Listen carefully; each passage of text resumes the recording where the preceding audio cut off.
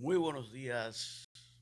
El Dios nuestro te bendiga en esta mañana con toda la bendición que Él ha determinado desde la eternidad hasta la eternidad para bendecirte hoy.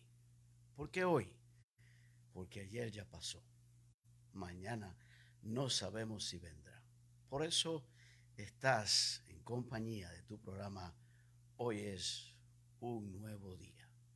Un nuevo día en el que Dios está muy interesado en hablarte a tu vida, en hablarnos, porque Él se complace en querer, Él desea establecer una relación con nosotros, una comunión íntima con nosotros, más allá de esa postura de padre e hijo, de una manera a veces distante, donde no hay comunicación y menos intimidad.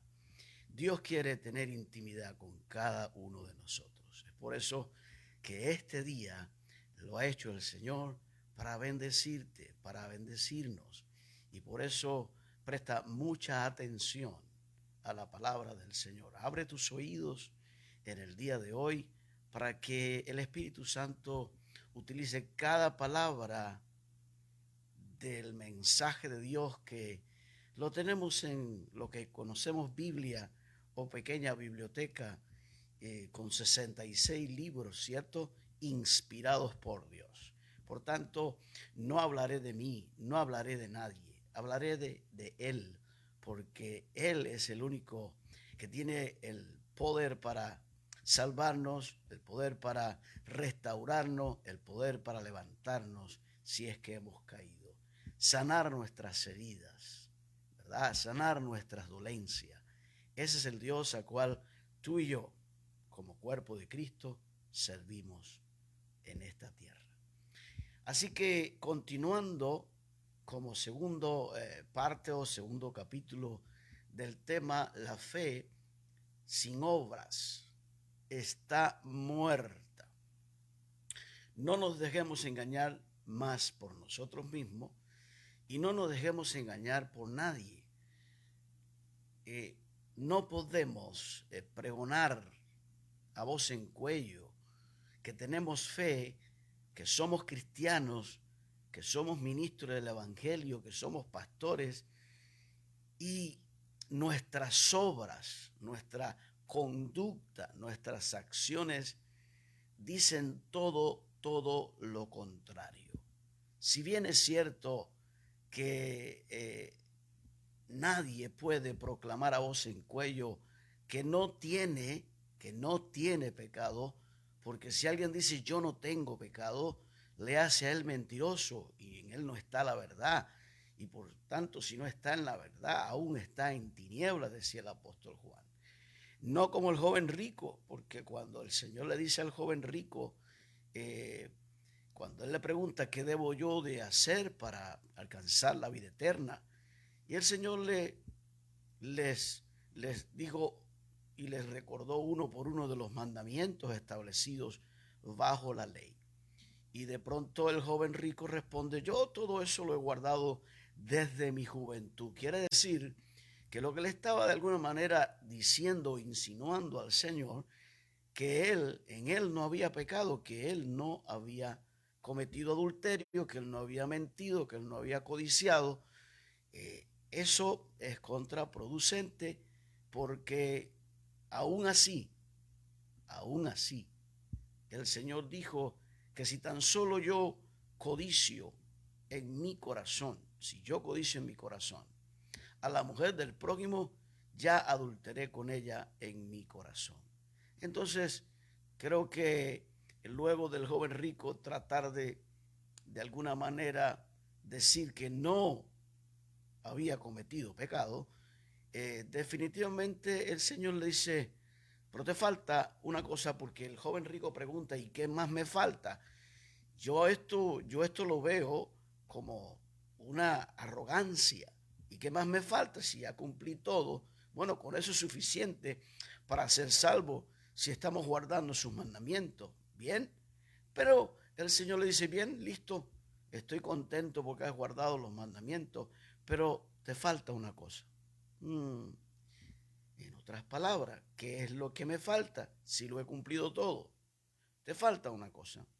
Y esa fue simplemente la prueba que demostró que él simplemente había cometido o estaba cometiendo pecado. Toda avaricia es idolatría.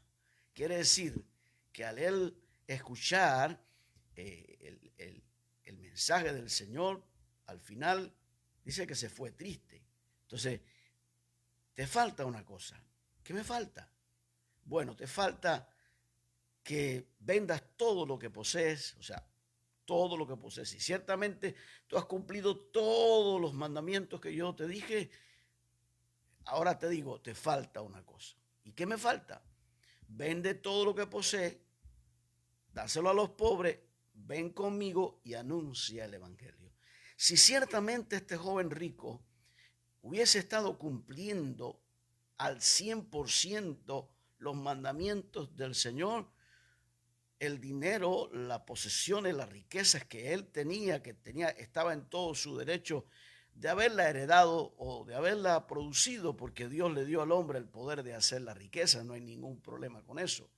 Simplemente que este joven rico, dice, se fue triste porque tenía muchas posesiones. En otras palabras, estaba su corazón arraigado, estaba su corazón confiado.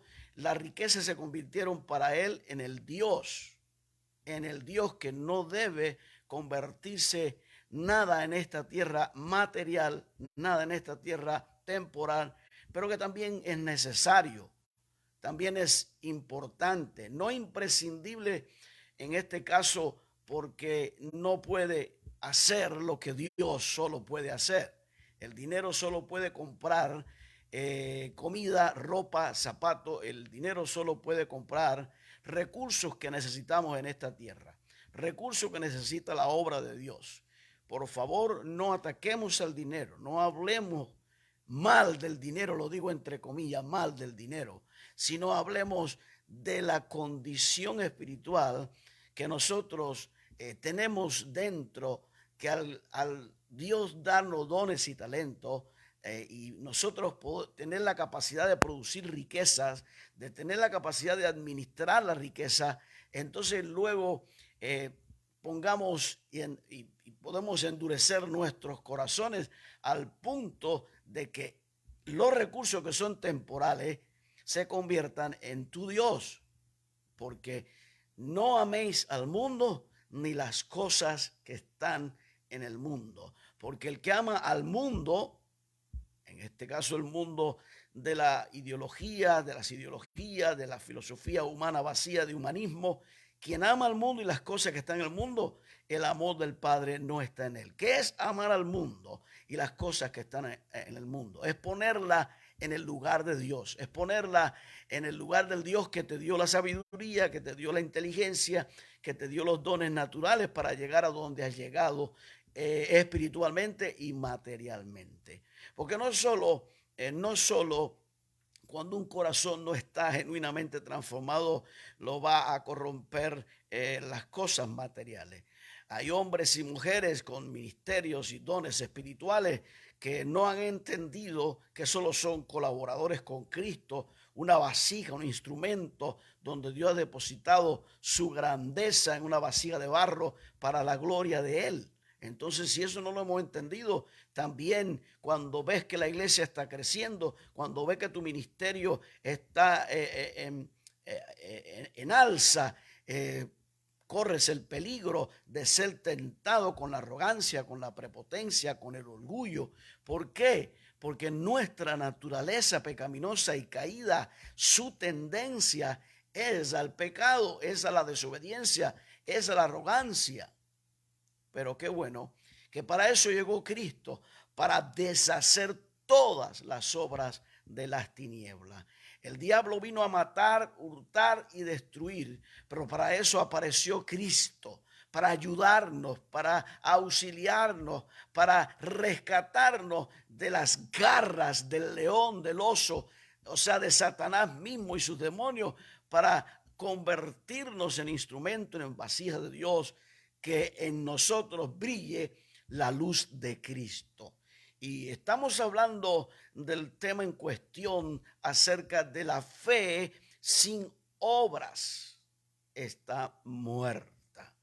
El joven rico simplemente se entristeció porque convirtió las cosas. Cuando digo cosas y hablo de cosas, el auto que manejas es una cosa. La casa donde vives es una cosa. La comida que te comes es cosa. Pero definitivamente ni el dinero tiene vida, ni la casa tiene vida, ni el auto que manejas tiene vida. Tú eres y yo soy, y todos nosotros tenemos vida, conciencia, voluntad, raciocinio. Y si somos cristianos, tenemos al Espíritu Santo de Dios, porque somos salvos, porque Él nos redarguye, Él nos reprende, Él nos exhorta, Él nos edifica, Él nos consuela. Entonces, definitivamente no hay excusa para practicar el pecado. Esto no quiere decir que no pequemos. En otras palabras, ¿quién no ha pecado? ¿Quién no peca y quién no pecará? Significa que el que ha nacido de Dios no practica el pecado. Pero Juan decía, ahí está la salvedad.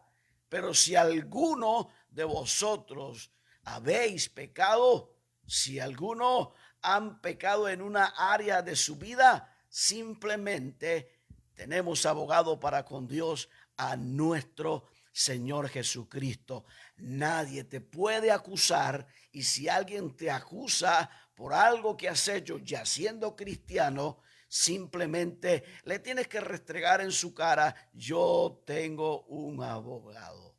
Y le dices a ese creyente, hermano en Cristo, entre comillas, le dices: no sé por qué me acusas, no sé por qué me juzgas, no sé por qué me condenas si tú no eres fiscal.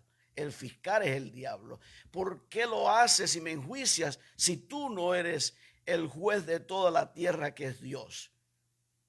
En otras palabras, el único que puede convertirse en juez nuestro es Dios.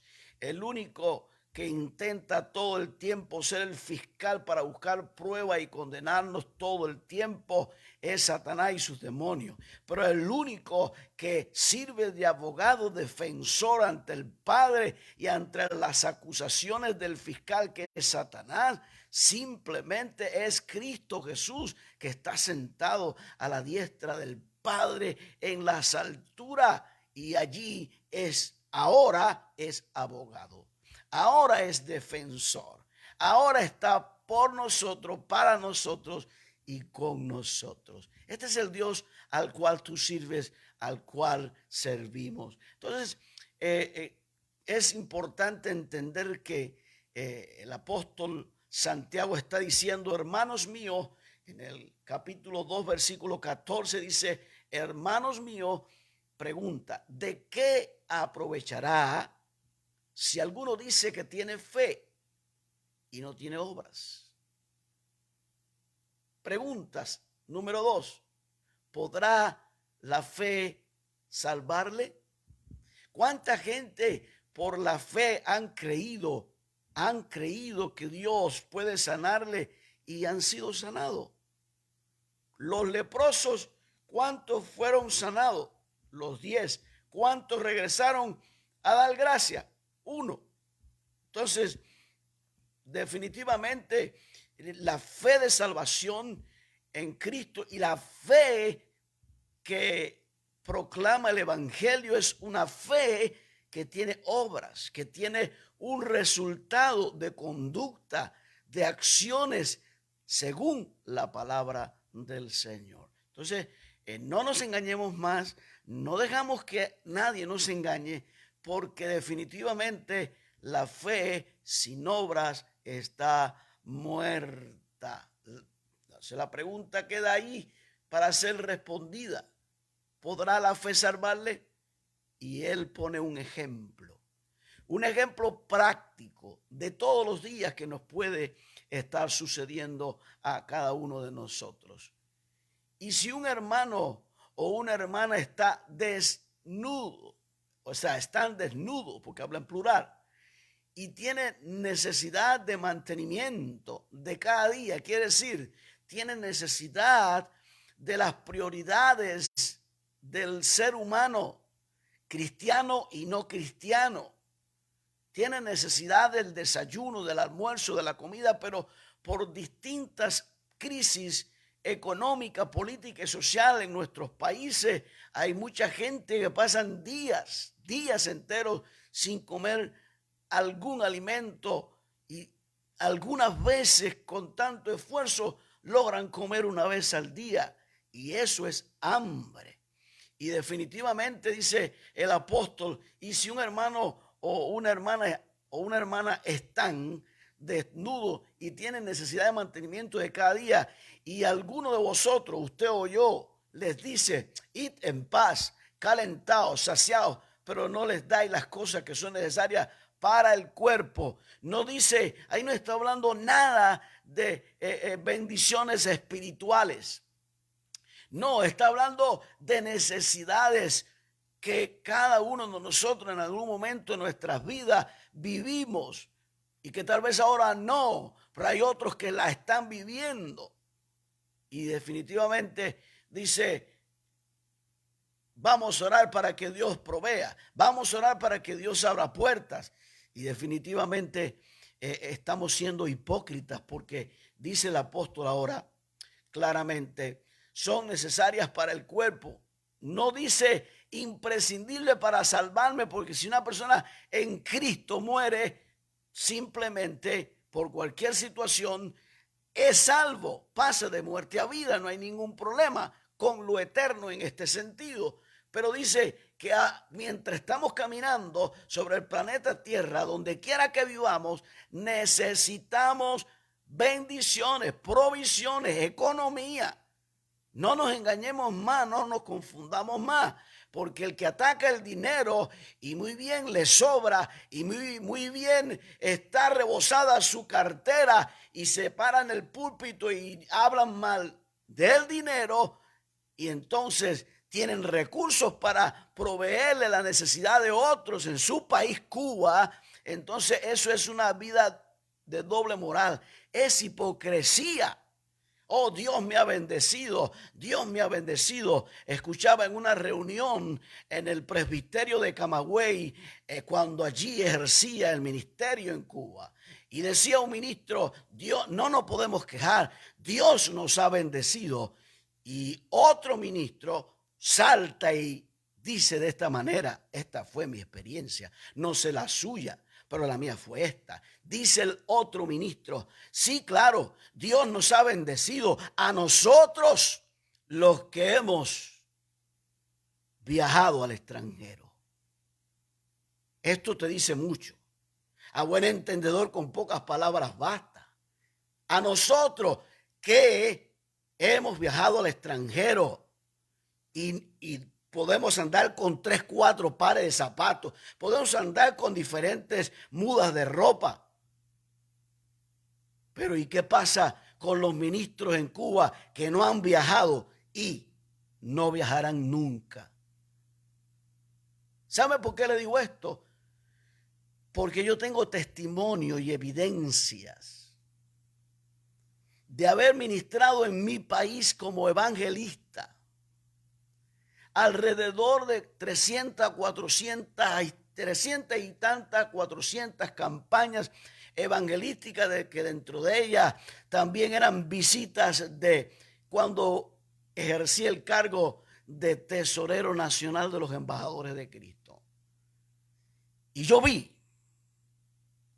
con mis ojos y yo escuché con mis oídos cuando algunos pastores estaban rebosados, sin falta alguna de cosas materiales, pero estuve en lugares donde habían pastores pasando hambre, donde habían pastores sin recursos y algunos con zapatos en muy malas condiciones. Eso lo viví. Cualquiera puede decir, no, pero esto o aquello. Yo estoy hablando de mi experiencia como ministro. Un día vamos a hablar acerca, en parte de mi experiencia de esas 300 y tantas campañas por toda la isla. Pero aclaro, hay hombres y ministros y pastores que viajaban a los Estados Unidos, al extranjero, y viajaban y tienen obras, tanto la obra de Dios como obras de compasión, de misericordia, y hombres y mujeres que sí fueron generosos y sí ayudaron y apoyaron a otros pastores en sus necesidades, que no podían viajar o no viajaron nunca al extranjero. Estoy diciendo esto porque tiene que ver con el tema. La fe sin obra está muerta. Está muerta, no tiene vida. Es una fe mentirosa, es una fe vacía, es una fe que no es cierta. Entonces, mi querido apóstol Santiago confronta a la iglesia con esta situación. Pero para entender en esencia este capítulo 2, y entender su contexto, él estaba hablando antes del 14, del 1 al 13, estaba hablando de hacer acepción de personas. Y esto no es un problema ni un mal que vivió la iglesia al principio del primer siglo de la iglesia. Esto es algo que ha vivido, algo que está viviendo y algo que va a seguir viviendo la iglesia. Porque en la iglesia se congregan hombres y mujeres redimidos por la sangre del Cordero, que no practican el pecado y que su fe está viva porque sus obras demuestran y enseñan que su fe en Cristo está viva. Pero también se congregan y también ejercen el ministerio ciertas personas que sus obras demuestran que su fe está muerta. Solo está viva la fe, y solo está viva la fe en aquellos que deciden amar a Dios con toda su mente, con todo su corazón, con toda su alma, con todo su ser, y a su prójimo como a sí mismo. Esa es la única manera y forma que podemos ver la obra de un hombre de Dios, una mujer de Dios, una fe viva en Cristo. Pero yo quisiera leerte en Efesios capítulo 2, versículo del 8 al 9, dice la Escritura: porque por gracia sois salvos, por medio de la fe, y esto no de vosotros, pues es don de Dios. Esto está muy claro para todo el mundo. Nadie será salvo por méritos propios. Nuestras obras antes de Cristo eran obras nuestras y obras muertas de la filosofía humanista de que el hombre sin Dios puede hacer buenas obras. Y no digo que no. El hombre, por su naturaleza intrínseca ligada al Creador, va a reaccionar con actos momentáneos, emocionales, frente a diferentes crisis o alguna catástrofe que produce daños físicos y muertes y etcétera, y va a reaccionar en ese momento y va a sentir cierta compasión, va a sentir cierta misericordia, pero es momentánea, luego se olvida. Y eso es lo que hoy llamamos humanismo. Y decimos, ante todas las cosas hay que ser humano. No, para el creyente no es así. El creyente no es más o simplemente un humanista, no es humanista. El creyente tiene el privilegio, tiene la bendición de ser templo del Espíritu Santo de Dios. Y que el Espíritu Santo de Dios derramó en su corazón el amor ágape del Padre. Y al derramar el amor ágape del Padre, no reaccionará emocionalmente solamente. Reaccionará emocionalmente frente a una tragedia, pero al mismo tiempo estará allí y al mismo tiempo permanecerá allí, porque el amor ágape de Dios es superior a nuestro sentido humanista. El amor ágape es sacrificial. El amor ágape va hasta el Calvario, va hasta el Gólgota. El amor ágape se rinde, se entrega, lo ofrece todo, porque eso es amor ágape. El amor no hace nada indebido, el amor no se irrita, el amor no guarda rencor, y ese no es un amor que nace de nuestra naturaleza. No es el amor que nace de una relación, de un matrimonio, de una relación entre los hijos. Esa relación de amor entre esposos, padres e hijos, familiares y amigos, eso simplemente es una relación filial. O sea, es una relación donde mientras no estés contra mí, vamos a estar bien y vamos a estar tranquilos. Pero cuando comiencen las fricciones, las incomprensiones de la convivencia, nos vamos a dar cuenta que ese amor entre ese hombre y esa mujer casado, entre esos padres e hijos, entre esos hijos y familiares y amigos, no resiste el embate de la incomprensión de criterio. O sea, incomprensión de opiniones. No lo resiste. Y es por eso que solo el amor ágape de Dios hace que mi esposa y yo tengamos 32 años de casado en unos 2 meses más o 3. Simplemente, ¿qué sucede? El 3 de mayo, sí, 3 de mayo cumplimos 32 años de casado. Simplemente hemos construido en 32 años un hombre y una mujer ideal. Ideal para ella, ideal para mí. Construido bajo el ejercicio del perdón, bajo el ejercicio de la misericordia, bajo el ejercicio de la compasión, bajo el ejercicio de entender que hicimos un pacto y que solo la muerte puede romper ese pacto entre nosotros. Lamentablemente hay una segunda situación que puede ocurrir y romper el pacto, que sería el adulterio. Pero para que no lleguemos allí, es necesario todos los días construir una relación de perdón, de amor, de misericordia, todos los días. No se oculte el sol sobre vuestro enojo. No te acuestes enojado porque es dañino, no te deja dormir bien. Es más, te puede dar un infarto, te puede dar un derrame cerebral, o sea, te puede matar.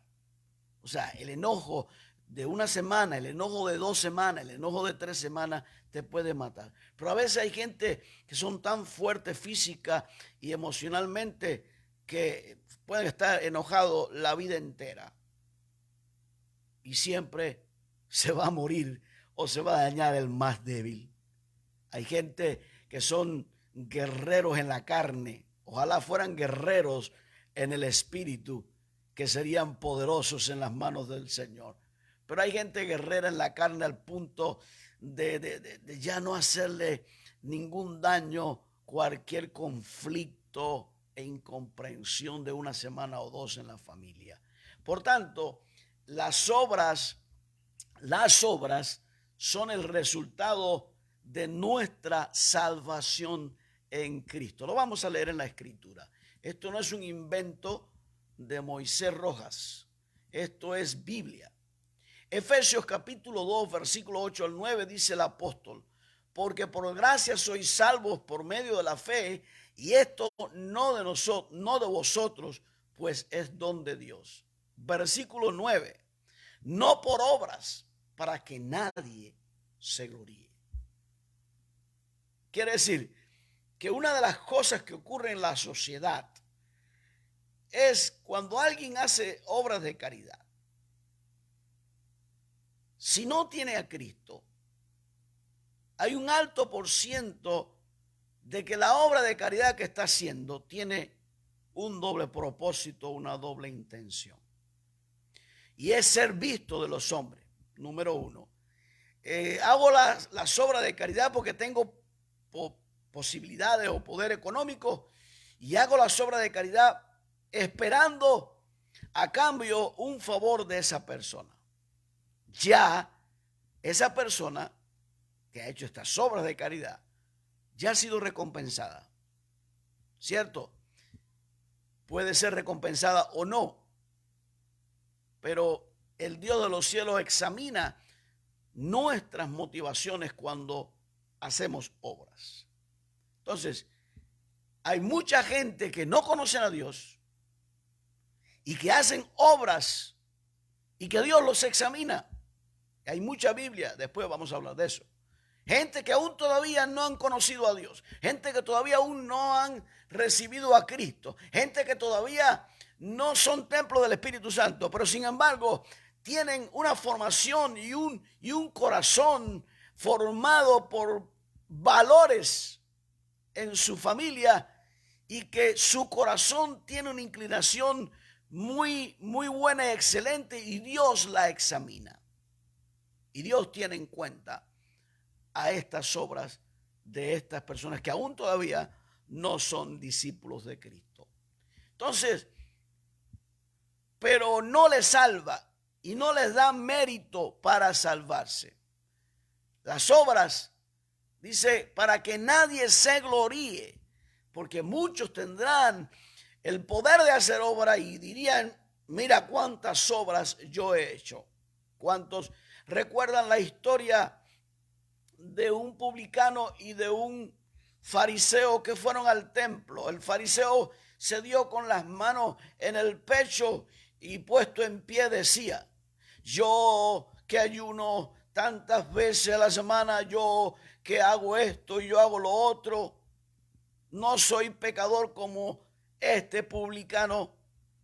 O sea, juzgó, condenó, arrogancia, prepotencia, y aquel publicano postrado con su cabeza allí en el templo se daba en el pecho y decía, oh, sé propicio a mí, pecador. En otras palabras, se arrepintió, reconocía su falta, reconocía la necesidad espiritual que tenía de Dios, y el Dios de los cielos dice, ciertamente este regresó a su casa justificado. En otras palabras, no son las obras, sino nuestro rendir, nuestra humillación delante del Padre. Pero vamos a ver qué nos dice Efesios 2, versículo 10. Porque somos hechura suya, creados en Cristo Jesús para buenas obras. No nos engañemos más. No dejemos que alguien nos engañe. No, porque no somos salvos por obra. Eso es cierto. Somos salvos por gracia. Eso es cierto, pero no somos justificados por las obras de la ley. Porque bajo la ley dice claramente, quien viola uno solo ha quebrantado toda la ley, y maldito es quien quebranta y viola la ley. Cuando uno estudia un poquito, miren, yo creo que muchos de nosotros no estuviéramos vivos ya si estuviéramos bajo la ley. Si adulterabas, te apedreaban, te sacaban fuera del templo. Si maldecías a tu padre, a tu madre, y eras alguien que dañaba y no honraba a los padres, que muera irremisiblemente. Si alguien ahora estuviera bajo la ley, ya no estuviera vivo. Yo no estuviera vivo tal vez. Usted tal vez no estuviera vivo. Pero qué bueno que no somos justificados ni somos salvos por las obras de la ley, sino somos salvos por la fe en Cristo. Y en Cristo, aquí el apóstol está diciendo, porque somos hechuras, o sea, Él nos hizo, Él nos diseñó, Él hizo algo precioso para nosotros. Y que es que fuimos creados en Cristo Jesús para buenas obras, las cuales Dios preparó de antemano para que anduviésemos en ellas. Hay aquí una importante verdad eterna y absoluta. Estas obras que fueron preparadas, estas buenas obras que fueron preparadas para que nosotros, de antemano fueron preparadas, para que nosotros anduviésemos en ellas, caminemos en ellas. Las obras que el apóstol Santiago está hablando son las obras del resultado de la vida del Espíritu Santo en nuestras mentes y corazones, transformándonos al punto de no amar al mundo ni las cosas que están en el mundo, y hemos puesto a Dios como prioridad número uno en nuestras vidas, y que sabemos que cuando estamos aquí en el mundo, las cosas que están en el mundo, y mientras estemos en el mundo, solo serán un tiempo y recursos materiales para enriquecer y bendecir el reino de Dios. ¿Y cómo podemos enriquecer y bendecir el reino de Dios entre nosotros? Bueno, pues visitando a las viudas, a los huérfanos, y eso a los que tienen hambre, a los que andan descalzos, a los lugares intrínsecos en cualquier lugar del planeta Tierra donde no tienen agua potable. O sea, mientras estemos en la tierra, en el mundo no lo amo, pero estoy en el mundo. Mientras estemos en la tierra, las cosas de la tierra no las amo, pero son útiles, necesarias y imprescindibles para saciar la sed, el hambre y la desnudez. Entonces, ¿qué pasa, iglesia?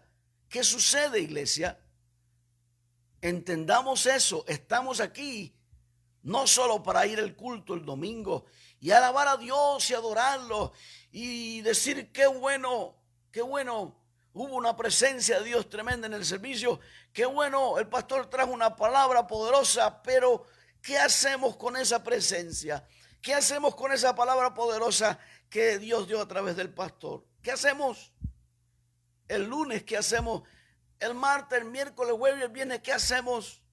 ¿Qué hacemos cuando sabemos que cualquiera tiene necesidad de esta vida y cerramos el corazón, teniendo con nosotros el poder de hacer por ellos? Hay un refrán en nuestro país que dice que cuando se quiere, se puede. Eso es verdad, pero es una verdad relativa. No es una verdad absoluta. Porque muchas veces, cuando se quiere, no se puede. Tal vez usted ha querido y quiere ayudar, proveer, pero su economía no se lo permite. Pero hay muchos que pueden, pero no quieren. Por eso es que alguien dice, cuando yo tenga el poder de hacerlo, cuando yo tenga las posibilidades de hacerlo, bueno, aun cuando no puedas y dentro de tus recursos escasos, apriétate un poquito y cubre la necesidad de aquel que no tiene nada. Apriétate un poquito. Yo soy muy franco con mi familia y muy transparente en este sentido. Cuando le digo voy a ayudarte en eso, pero dame un tiempo. No puedo hacerlo ahora. Y cuando estoy listo, cuando estamos listos, porque aquí no se trata de mí, sino se trata de mi esposa y yo, porque somos uno. Por tanto, cuando estamos listos y hemos dicho, te vamos a ayudar, lo hacemos. Pero mientras no podamos, el que está esperando la ayuda tiene que tener paciencia y esperar. Pero si en el momento que me piden una ayuda, yo puedo y digo, ahora no puedo, es mentira. Si yo puedo hacerlo y no hago nada, entonces yo estoy actuando con egoísmo, con avaricia. Y he convertido la economía que Dios me ha dado en mi Dios, porque toda avaricia es idolatría. ¿Qué es la avaricia? Tener más y más de lo que realmente necesitamos. ¿Por qué? Porque si yo tengo para desayunar, almorzar y comer y pagar un techo y me sobra, eso que te sobra no te sobra. Dios te lo dio en abundancia para que a otros Dios le provea en la comida, las ropas, los zapatos, la construcción de un pozo para que tengan agua potable, recursos mínimos para la vida. Entonces, este es el mensaje que el apóstol Santiago está diciendo. Este es el mensaje que está revelando el versículo 10 de Efesios, capítulo 2, versículo 10. Porque somos hechura suya, creados en Cristo Jesús para buenas obras, las cuales Dios preparó de antemano para que anduviésemos en ellas. La pregunta se impone. Me reviso, me escudriño y me pregunto, Moisés, ¿andas tú en las obras que Dios preparó de antemano para que andes en ellas? Tú has visto, estás viendo que estas obras que son el resultado de tu salvación en Cristo y que los méritos de estas obras no son tuyos, sino de quien vino y cambió y transformó tu mente, tu corazón, y dejaste de pensar solo en ti, solo en tu esposa y tus hijos, familias más cercanas, sino que comenzaste a pensar en la familia de sangre, comenzaste a pensar en la familia de la fe, comenzaste a pensar en otras naciones, en otros pueblos que no conoces, pero sabes que están pasando hambre, sed, miseria. Los gobiernos de este mundo tienen economía para erradicar en pocas semanas el hambre, la sed y la miseria de este mundo. Pero no lo van a hacer. Es más, que tienen de sobra y constantemente te están pidiendo ayudas. Pequeñas ONG para ayudar, porque los gobiernos no hacen nada. Entonces la pregunta, Iglesia de Cristo, ¿dónde estamos nosotros? Y la Iglesia de Cristo no tiene que sonar fanfarria, no tiene que sonar trompeta, no tiene que anunciar que está haciendo obras. Tiene que hacerlas. Y que tu mano derecha no sepa lo que hace la izquierda. Hacerlo para que tu Padre, que te ve en secreto, te recompensará en público. Porque este texto bíblico puede parecer que yo me encierro ahí en lo secreto, allí clamo, allí oro y Dios me recompensa en público. No, que no sepa tu mano derecha lo que hace la izquierda, que no lo estés pregonando. Yo puedo entender, insisto, lo diga otra vez, yo puedo entender y comprender y dejar esto al juicio de Dios, o sea, es Dios quien juzga, simplemente que hoy en redes sociales se anuncia todo, se anuncia todo. Desde las obras que hacemos hasta el ayuno y la oración que hacemos. Porque estoy en ayuno, porque voy a entrar en un ayuno y se anuncia. Bueno, dejamos eso al escrutinio, de Dios. A esa capacidad de juzgar los motivos que hay detrás de toda acción de cada uno de nosotros.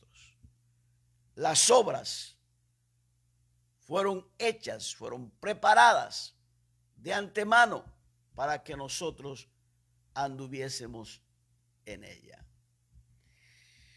Me dice la Escritura en el Evangelio según San Juan, el capítulo 3, versículo 19. Fíjense si las obras antes de Cristo y después de Cristo tenemos que revisarla.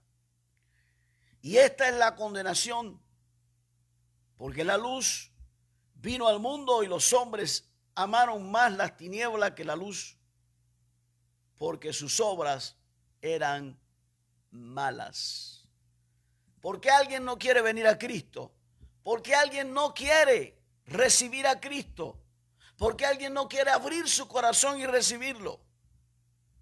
Porque anda en adulterio, anda en mentira, anda en pecado. Hoy se usan términos muy refinados. Al adulterio se le llama infidelidad, no porque él o ella ha sido infiel. A la fornicación se le tiene otro nombre, no porque yo ando en unión libre, yo estoy con mi pareja como si fueran animales, aves. Yo estoy en pareja, unión libre. Y esto tiene un nombre. La infidelidad tiene un nombre. La Biblia le llama a la infidelidad, le llama adulterio. Quien se acuesta con otra persona que no es su cónyuge se llama adulterio. Adulterio. No tiene otro nombre. No es tan refinado. Infidelidad. Suena más bonito, pero es adulterio. La unión libre en pareja, de cualquier tipo de pareja, heterosexual o homosexual. Y la homosexual está totalmente peor, porque están en pecado de alguna manera y quebrantando el diseño de Dios, porque Dios hizo a un hombre y a una mujer. No hizo a Adán y a Evo, sino a Adán y Eva, un hombre y una mujer. Por tanto, cualquier práctica fuera del matrimonio, fornicación, adulterio, práctica de la homosexualidad, práctica de sexo con animales, también, sí, eso también. Toda práctica sexual fuera de lo que estableció Dios es pecado, abominación ante los ojos del Señor. Entonces, claro, cuando no teníamos a Cristo y cuando en algún momento me hablaron de Cristo y cuando en algún momento me dijeron que si quería recibir a Cristo, yo no quise venir a Cristo porque Cristo es la luz. Y como yo andaba en tinieblas, yo no quería absolutamente que mis obras fueran sorprendidas, descubiertas. o la practique. Porque todo aquel que hace lo malo aborrece la luz y no viene a la luz para que sus obras no sean convertidas, transformadas, cambiadas y nazcan de nuevo. No quieren. Entonces, el hacer buenas obras en Cristo, una vez ya en Cristo, es el resultado de Cristo en nosotros. Y por eso Pablo decía, ya no vivo yo. ¿Entienden hoy ese texto? Ya no vivo yo, mas vive Cristo en mí. Lo que antes yo hacía, antes yo violaba la ley, antes yo vivía en pecado. Ahora, lo que yo vivía en la carne, ahora yo lo vivo en el Hijo, en la vida del Hijo. Y el Hijo vive a través de mi vida, el Hijo de Dios. Esto es impresionante cómo la Escritura nos va enseñando paso a paso. Y dice claramente Juan 3:21, mas el que obra verdad viene a la luz. ¿Usted vino a la luz? Sí. Yo vine a la luz, sí. Para que sus obras sean manifestadas, que son hechas, ¿dónde? En Dios. Entonces ya mis obras hoy, ya tus obras hoy son hechas en Dios. Cuando te brindo mi mano, cuando estoy contigo, cuando estoy para consolarte, para darte un consejo, cuando Dios pone en mí poder económico y puedo ser instrumento para proveer tus necesidades, cuando hay muchas y muchas maneras de hacer estas obras que fueron hechas, preparadas de antemano por Dios para que nosotros anduviésemos en ella. ¿Estás andando en las obras que Dios te preparó? Y cuando lo hacemos, no le robamos la gloria a Dios. No sonamos trompeta, no hacemos bulla. Y no tomamos ni un ápice de la gloria. Ni nunca diremos, yo hago estas obras porque soy bueno. Cuando no tenemos a Cristo, cuando hacemos o hicimos obras, creíamos que lo hacíamos porque éramos buenos. ¿Cuántos saben que Cristo se despojó de la gloria de los hombres? Alguien se acerca y le dice, maestro bueno, ¿era Cristo bueno? Claro que era bueno. Pero él se despoja en su humanidad y le dice, ¿a quién llamáis bueno? Si solo hay uno, y es Dios. Cuando alguien se acerque a decirte que eres bueno, porque tú has sido usado para hacer buenas obras, obras que de antemano fueron preparadas para que tú hoy anduvieses en ellas, y yo también. Cuando alguien se acerque con toda la intención de señalar que lo que estás haciendo es un mérito tuyo, que lo que estás haciendo es algo que nace de ti como hombre, como humanista, dile, no, estás equivocado, perdóname, pero yo no soy bueno. Bueno es Dios que está pensando en ti, que tocó mi mente y mi corazón y que puso en mí y me dio a mí el poder económico para poder bendecirte y proveer tus necesidades. Ahora, hay una diferencia entre ser usado para proveer las necesidades de otros y otra cosa es pretender que alguien quiera que se le solucione el 100% de su situación, en el sentido hasta vivir como Rockefeller. Una cosa es proveer para el desayuno, almuerzo o comida, o un techo porque no lo tiene, o un pozo para que tenga agua potable, o una letrina para que tenga donde llegar a hacer sus necesidades. Crear las condiciones de vida de esa persona, de esa familia tuya, cercana a ti, o otra que aún tú no conozcas. Proveer las necesidades. No estamos llamados para proveer caprichos, antojos y cubrir lujos que algunos quieren. Eso es diferente. Por eso, este es el día que el Señor está haciendo para hablarnos a nuestras vidas. Porque miren lo que dice la Biblia en el libro de Hechos capítulo 9, versículo 36. Entonces, en Jope había una discípula llamada Tabita, que si lo declaras quiere decir Dorcas. Esta era llena de buenas obras y de limosna. Literalmente significa actos de misericordia que hacía. Estamos llamados.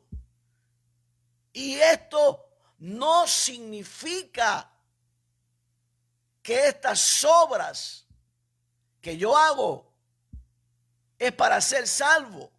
No, las hago porque soy salvo. Las puedo hacer con amor desinteresado porque soy salvo. Porque ya yo reconozco que el único que puede cambiar y transformar mi egoísmo, mi avaricia, mi egocentrismo, mi yoísmo, el único que puede cambiar toda esa arrogancia humana, pecaminosa y caída, el único que puede cambiarlo es el Dios que nos puede hacer nueva criatura en Cristo Jesús. Bueno, lo quiero dejar hasta allí porque este es el segundo capítulo del tema la fe sin obra está muerta. Como siempre digo, al final de cada transmisión, que el Dios de los cielos se derrame en tu vida. Y antes de despedirme, estoy viendo por allí a Carlos Medina is watching now. Te bendigo, Carlos, mi hermano, mi amigo. Dios está contigo como poderoso gigante y Dios tiene propósitos preciosos con tu vida. Solo basta con que abras tu mente y tu corazón y te dejes guiar por el Espíritu Santo de Dios. Dios está en control de sus planes para con tu vida. Dios está en control para todo lo que Él ha puesto en tu corazón. Recuerda que es el Espíritu Santo quien produce en nosotros tanto el querer como el hacer por su buena voluntad. Así que te bendecimos a ti, a tu esposa, a tus hijos, a tus nietos. Eres un hombre bendecido, Carlos. Así que bendecimos también a todos aquellos que se han conectado y han pasado por un momento por acá. Y recordando que, por favor, les pido a todos que pasen por mi canal en YouTube, Moisés Rojas Cardoso, y puedan suscribirse para hacer crecer este canal y al fin, pues, este canal convertirse también en un instrumento de Dios para que este mensaje que hoy predicamos llegue a todo el que por allí el algoritmo de YouTube se los muestre. Y a veces dan el clic y ven un pedacito y luego ya me quedé con hambre y sigo viendo, sigo yendo. Sí, porque lo importante aquí es eso, que la gente sean edificadas, consoladas y exhortadas, y los que no son salvos se salven. Ese es mi pago, esa es mi comida, esa es mi bebida, esa es mi recompensa, que seas edificado, consolado y exhortado. Así que bendecimos vuestras vidas con shalom de Dios y bendecimos vuestra familia también. El Dios de los cielos, su rostro resplandezca sobre vuestras vidas, sobre ti, sobre tu descendencia y 1000 generaciones después de ti. Nos estamos viendo, si Dios quiere, estamos en el planeta Tierra todavía, el viernes a las 10 a.m. Y este mensaje de hoy lo descargamos y lo ponemos como estreno en el canal de YouTube para que salga mañana miércoles a las 7 de la noche, 7 p.m. Y el mensaje del viernes queda grabado también y descargado en YouTube para el sábado a las 7 p.m. Quiere decir que si en algún momento no puedes verlo durante el día o no puedes estar en la transmisión en vivo, lo puedes ver en nuestro canal de YouTube.